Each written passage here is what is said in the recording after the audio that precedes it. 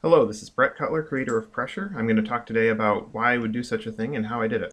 Pressure was made as an artistic release, the first time I've been able to get something off my chest through making a game. At the end of a long and stressful month, at 2 in the morning, I got out of bed and decided I had to make Pressure. I had to offload my stress, concentrate it into bits to get it out of my head. Pressure is about the crush of stress. It's a hopeless journey, and the point is to endure as much as you can before giving up. Hopeful, no? So you play as a generic human figure who fights for every step forward.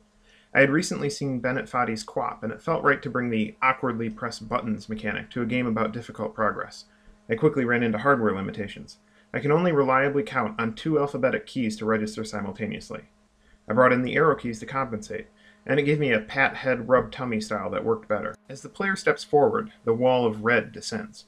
Crushing and stretching the player was in the blueprint from the beginning. I wanted a real physical consequence in this metaphor to stress the point. The music is abandoned tracks from Naus. When players' ears started spontaneously bleeding from hearing it, we threw it out, but as a connoisseur of the annoying, I knew I'd find a use for it later. I'm trying to make Pressure as physically intimidating as possible, to push people into feeling the stress and giving up. The head flying off came to me in the shower, a good gag for the game and a third mechanic to split concentration. This is the interaction I had the most difficulty teaching.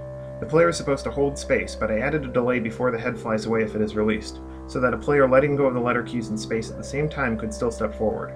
The delay was too long and players interpreted it that they just had to press and release space once, and then had to finish their other tasks quickly. Additionally, by the point this mechanic is introduced, their attention is already divided, making teaching more difficult. Tweaking the timing and adding the fading of the space graphic have helped, but it's still a bigger stumbling block than the other 2 mechanics. The real problem I ran into is that people weren't quitting the game like I thought they would. At least half of players would keep playing past 5 or even 10 minutes. Pressure's only supposed to last 2 minutes at most. But some people don't like to lose. I smoothed out the introduction of the annoying effects so they would be more effective.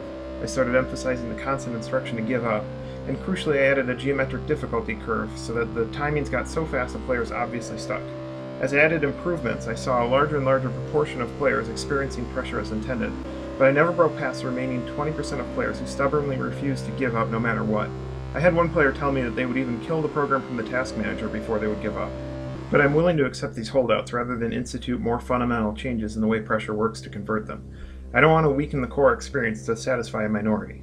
Pressure is short, sweet, and complete. So there you have Pressure. Thanks for watching.